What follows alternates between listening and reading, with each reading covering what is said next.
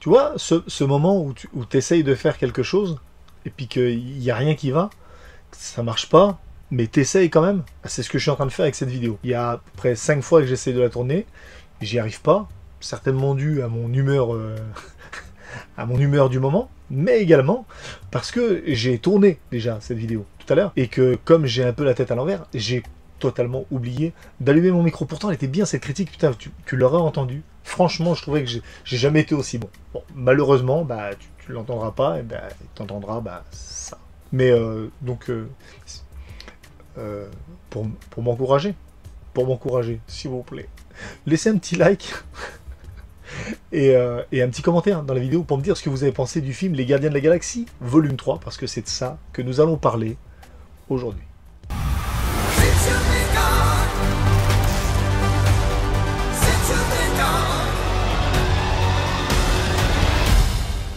Bonjour à toutes et à tous, c'est le Cycle Vlogger, j'espère que vous allez bien, c'est un plaisir de vous retrouver aujourd'hui. Alors ça fait plusieurs fois moi que je le dis ça, mais c'est toujours un plaisir de vous retrouver aujourd'hui. Donc on va parler du film Les Gardiens de la Galaxie, volume 3, que je suis allé voir au cinéma hier soir, et sans suspense, sans rien du tout, je vais être à peu près du même avis, alors je vais dire à peu près, je vais prendre des pincettes, du même avis que 95% des gens que j'ai vus sur Twitter. Le film est très très bien, mais pour moi il n'est pas top 3 du MCU, encore que top 3 du MCU, depuis Endgame, pour moi il est top 3 du MCU, ça c'est clair. Mais on va y revenir.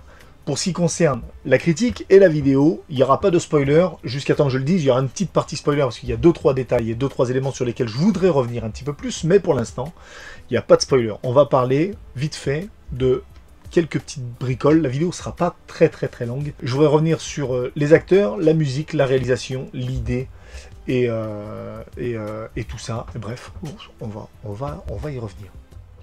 À commencer par le pitch du film. Donc, les Gardiens de la Galaxie, une nouvelle fois, doivent s'unir pour lutter contre une menace. C'est un film de super-héros, ce serait bête qu'il n'y ait pas de menace. Et ils vont devoir s'unir et s'allier pour aller lutter contre un grand méchant et pour venir en aide à l'un des leurs, sans spoiler, hein, bien que, vu de la bande-annonce, on se doute un petit peu, hein, on se doute un petit peu de qui il s'agit. Bref, au départ, j'étais pas trop chaud sur un film Les Gardiens de la Galaxie, volume 3, j'étais pas hyper emballé. Moi j'avais vraiment adoré le premier, mais genre vraiment. Après, si vous êtes habitué de la chaîne, vous savez que moi, j'adore et je surkiffe les origin story. Et je trouvais que le 1 était incroyable, parce que c'était une surprise totale, avec des personnages complètement décalés, que ce soit Star-Lord, Drax, Gamora, Nebula, tous ces... même Groot et Rocket, voilà, des personnages complètement décalés. Et je trouvais que ça fonctionnait vachement bien dans l'univers du MCU, et musicalement, tout, voilà, il y avait un vrai travail, il y avait une vraie ambition, il y avait une vraie identité vis-à-vis des Gardiens de la Galaxie. Et pour le 2, je trouvais qu'on avait un petit peu perdu ça. Je trouvais qu'on avait perdu un petit peu l'identité Gardiens de la Galaxie. On était parti un maximum dans l'humour.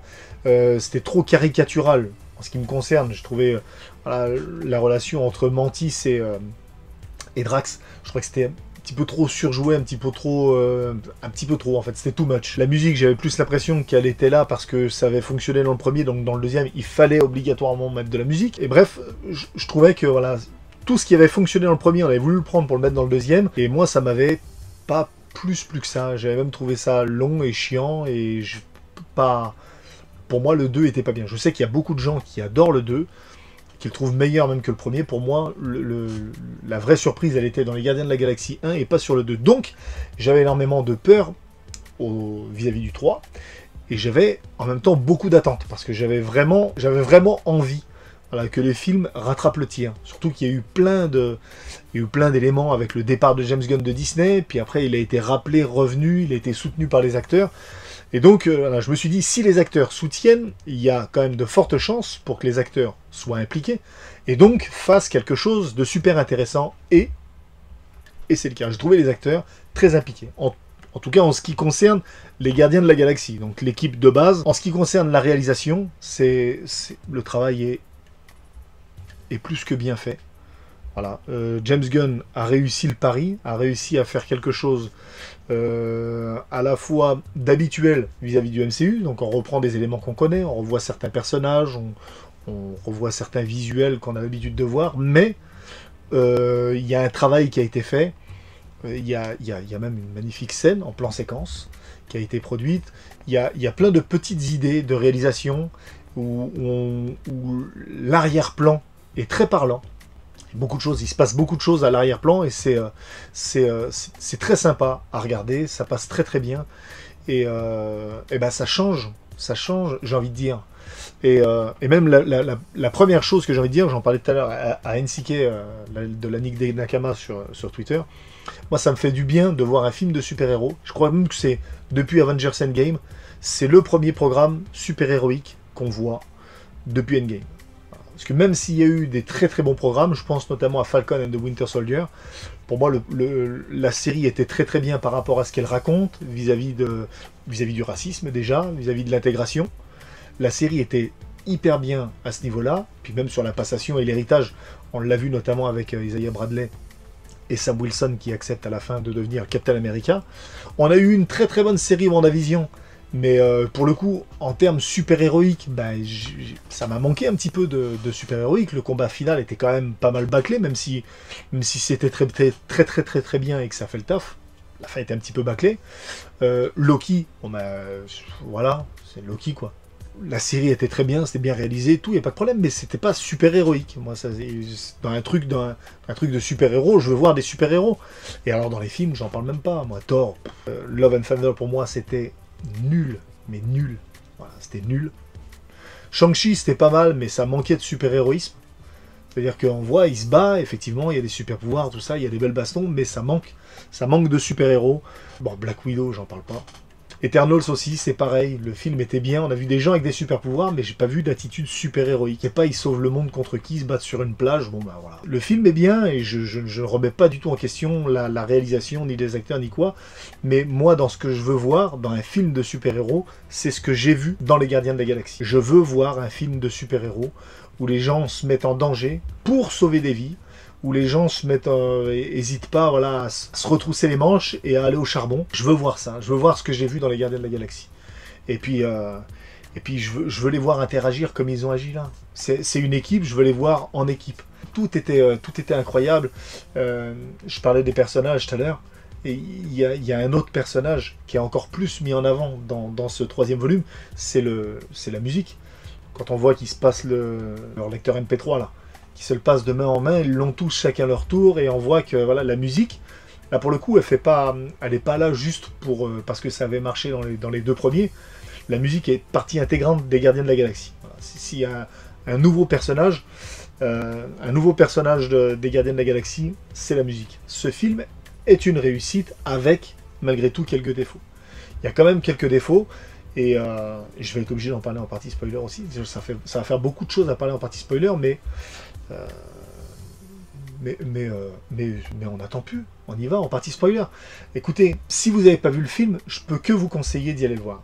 Rien que pour la relation entre Peter Quill et Gamora, la relation entre tous les gardiens de la galaxie, entre eux, même Drax et Mantis, entre Rocket Raccoon et le reste des gardiens, et peut-être Groot un petit peu plus en retrait dans celui-là, mais en attendant, ce film est une grande réussite. Voilà. On a un beau travail de réalisation, on a un beau travail au niveau de la musique, on a un bon travail des acteurs qui sont hyper impliqués, et on sent qu'ils étaient contents de retrouver James Gunn à la réalisation. Je les ai sentis nettement plus impliqués que sur le deuxième opus. Donc pour moi, c'est validé, survalidé, plus que validé, avec quelques éléments dont je vais parler en partie spoiler maintenant. Si tu n'as pas vu le film et que tu quittes la vidéo, je t'invite d'ores et déjà à lâcher un petit like, et puis à me dire dans les commentaires ce que tu attends de ce film-là, voilà. Et puis je t'invite également à revenir, quand tu as revu le film, pour venir me dire ce que tu as pensé du film, parce que maintenant, on va spoiler comme des chacals. Maintenant, Léon spoil. En partie spoiler, il y a quand même 2-3 choses. Alors, moi j'ai adoré le traitement du personnage de Peter Quill, où on ressent, moi en ce qui me concerne, j'ai ressenti sa douleur vis-à-vis de l'amour qu'il a perdu. C'était... franchement, ouais, j'ai été mal à chaque fois qu'on le voyait et qu'il parlait avec Gamora. Il avait un petit peu ce côté pathétique, mais pathétique touchant, où on le sent que c'est par désespoir qu'il fait tout ça. Et moi, je suis rentré totalement en empathie avec le personnage de Peter Quill, où on sent que il est désemparé, il sait pas quoi faire. Il a Gamora qui est devant lui, mais c'est pas sa Gamora. Et c'est pas la femme qu'il a connue, c'est pas la femme avec qui il a vécu, c'est quelqu'un d'autre qui ne veut pas du tout de lui, et donc on sent que lui il est complètement désemparé parce qu'il comprend pas, et donc moi perso ça m'a vraiment touché. Voilà, ça m'a vraiment touché, et j'ai trouvé que son personnage était vraiment mieux traité que dans les deux premiers, et particulièrement avec le 2 où on le fait souvent passer pour un guignol.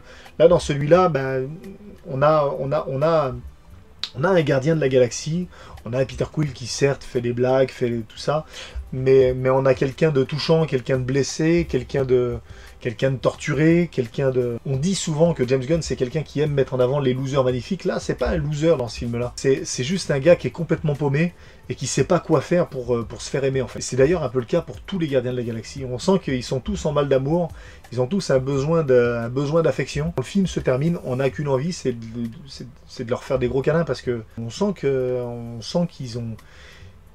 c'est les personnages qui sont torturés. Voilà, qui ont vécu des choses, ils ont tous vécu des choses dramatiques. C'est que des personnages torturés, c'est pas des losers en fait.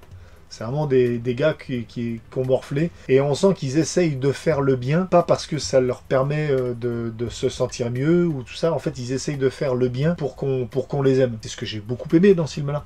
Voilà, c'est juste des gens en mal d'amour qui veulent faire plein de choses pour qu'on les aime. S'il y a un truc que je trouve dommage, un petit point négatif, alors pour le film c'est mieux, je préfère, mais en même temps je me dis que c'est dommage de pas qu'il n'y ait pas plus d'impact, voilà, qu'il n'ait pas été plus impacté par rapport à la mort d'un des personnages, peu importe lequel. Voilà, il aurait fallu peut-être que ça se conclue comme ça et ça aurait peut-être plus justifié la fin où chacun veut repartir dans son coin. Chacun part à droite à gauche et reprennent leur route séparément. En fait, je pense que s'il y avait eu un mort, en fait, ça aurait pu faire remettre en question le truc des gardiens de la galaxie, voilà, la cause, de dire voilà, en fait, c'est risqué, on veut pas mourir non plus, ou on ne veut plus qu'il y ait l'un de nous qui meurt, et ce serait mieux pour qu'il n'y ait aucun d'eux qui meurt, qui se sépare chacun. Parce que si on reste ensemble, certes on est une équipe, certes on est une famille, certes on s'aime, mais en même temps on met les uns et les autres en danger, donc on veut plus vivre ça. Moi, c'est personnellement ce que j'aurais préféré en quelque sorte voir, mais je suis content aussi qu'ils s'en sortent tous indemnes, parce que ça laisse aussi la place pour les futurs films, éventuellement, à un retour, soit de Star-Lord ou de Nebula, ou même de Gamora, voilà, pourquoi pas. Et d'ailleurs, en parlant de Gamora, je trouve que son retour, il est un peu inutile. Quand je vois à la fin, je me dis Gamora, tout ça pour ça. On nous fait voir que Peter Quill est complètement alcoolique, il pleure parce qu'il a perdu il a perdu l'amour de sa vie, et malgré tout, il finit pas avec elle quand même. Donc c'est une happy end, mais sans être vraiment une happy end. En fait, on l'a fait revenir, mais on l'a fait revenir pour rien. Et donc du coup, moi je trouve que c'est même pas cohérent avec ce qu'on nous montre dans la série Loki. C'est un petit peu ta gueule c'est magique. Et puis je crois que c'est tout. J'en ai parlé avec Comics Guardian, qui m'a dit que la première heure était un petit peu longuette. Alors c'est vrai que le film met un petit peu de temps à se mettre en place, mais j'ai trouvé que c'était bien. Je trouvais que c'était bien comme ça, et je trouve que c'est mieux que ça se passe comme ça plutôt que ce soit expédié, et donc c'est bien. Et un autre point positif, c'est le méchant. Je trouve que c'est bien d'avoir un méchant qui soit juste méchant parce qu'il est méchant en fait, parce que c'est dans sa nature d'être méchant. Il y a des gens, c'est comme ça. Jusqu'à présent, tu regardes Thanos, il était méchant, mais oui, mais c'est parce qu'en fait, il veut faire le bien, parce que tu comprends, parce que il a vu... Alors oui, c'est un psychopathe, oui, il veut tuer la moitié de tous les êtres vivants dans l'univers. Mais lui, dans son raisonnement à lui, il le fait en voulant faire le bien. Bon, il est un peu maladroit le mec, mais quand même, toi, éventuellement, on pourrait lui trouver des circonstances atténuantes. Quand tu regardes Loki, Loki il était méchant, mais c'était pas de sa faute, parce que par rapport à son père et tout, les géants des glaces, et puis son frère, la jalousie, le machin, il se sent mal aimé. Donc le pauvre Loki. Bon, allez. Et c'est à peu près comme ça pour tous les méchants du MCU. Tu vois, dans Shang-Chi, c'était comme ça. Toujours, on leur trouve toujours des circonstances atténuantes. Regarde, Eternals, c'était la même chose. En fait, ce qu'on te fait voir, les déviants, on te fait voir que, ben oui, mais c'est parce que, en fait, tu comprends, parce que les Célestes, se sont rendus compte que c'était pas bien, donc ils veulent... Non. Je veux un méchant qui soit juste un méchant parce que sa nature, c'est d'être un gros fils de pute. C'est tout. Et là, c'est le cas. C'est juste un gros bâtard qui veut torturer les gens pour créer un monde parfait, pour créer une ville parfaite, une terre parfaite, donc il crée la contre-terre, bref. C'était bien, voilà. Ça fait du bien d'avoir juste un méchant qu'on veut haïr. Moi, je veux des personnages, les détester pour ce qu'ils sont. Voilà, je veux pas me dire, ouais, je le déteste, mais bon, le pauvre, c'est quand même... Tu sais, ils avaient fait ça aussi avec Joker. Ouais, c'est pas de sa faute, si tu regardes bien, c'est la société qui l'a rendu comme ça. Non, mais qui se réveille, dès sa naissance, c'est un enfoiré, il faut que ce soit un enfoiré. Le bien, le mal, c'est tout. Bam. Allez, on a les gentils gardiens de la galaxie qui vont tout faire pour flaguer ce mec-là parce que c'est un gros FDP. Et c'est tout. Et donc, ça me va. Et le côté super-héroïque, quand il sauve tous les enfants, quand il sauve les animaux en mode l'Arche de Noé, je trouvais ça incroyable, et j'ai trouvé ça épique, et je trouvais ça vachement bien, et putain, ça me manquait, moi, dans le MCU, ça me manquait un film où on sauve des gens. Même Doctor Strange, vous voyez, il y a le poster qui est là, j'adore Doctor Strange, je suis un fan inconditionnel du personnage, et je trouve que surtout dans Multiverse of Madness, je trouve que ça manque d'héroïsme, ça manque d'épices. À la fin, quand il va se battre contre Wanda, bah, c'est même pas lui qui gagne en fait, c'est Wanda qui se sacrifie parce qu'elle se rend compte qu'elle est méchante, mais en fait c'est pas de sa faute, toujours pareil. Et donc là, moi je suis content, j'ai eu quelque chose, voilà, je trouvais que c'était bien, c'était beau, on a une vraie cohésion d'équipe, c'est un film sur une équipe, donc ils sont les gardiens de la galaxie, ils agissent en équipe, ils interagissent en équipe, ils mettent une dérouille à la fin au super vilain, il l'explose en équipe. Bref, c'était super héroïque pour moi, c'était vachement bien. Dites-moi dans les commentaires ce que vous avez pensé du film, si vous êtes d'accord avec moi ou non, si comme moi vous pensez que c'est un très bon film avec quelques points négatifs, je vous invite à en débattre dans les commentaires, c'est toujours super intéressant d'avoir votre avis. Et puis le méchant, je me rappelle plus de son nom, donc du coup, si tu es allé jusqu'ici, on l'appellera Tartampion. Voilà. Donc si tu me dis que toi, tu as aimé le traitement de Tartampion, ça voudra dire que tu es venu jusque-là dans la vidéo, et je te remercie déjà pour cette attention. En tout cas, c'était un plaisir donc de parler avec vous en vidéo. On va y revenir, hein, on va revenir un petit peu à quelques vidéos.